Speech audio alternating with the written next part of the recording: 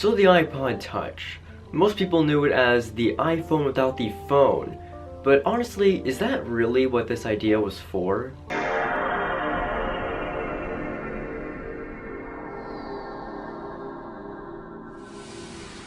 So when this was announced in September of 2007, it was basically to add a touchscreen interface to the iPod, mainly because the iPod was the best-selling MP3 player in the world. And when people saw the iPhone, they wanted to have that touchscreen experience for people who couldn't even afford one. So thus, in September of 2007, the iPod Touch was born. It wasn't always known as the one for games or the one to replace the iPhone.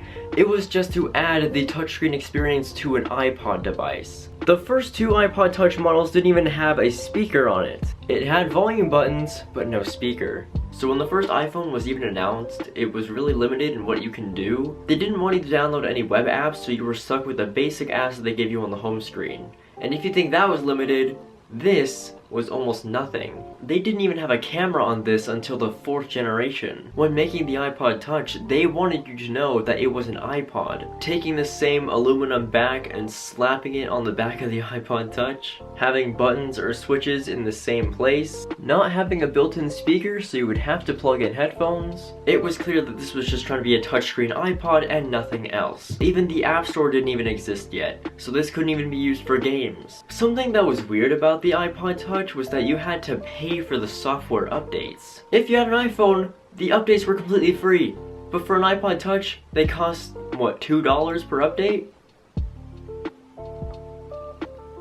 It was $20? You had to pay $20 to update an iPod Touch? I thought it was $2.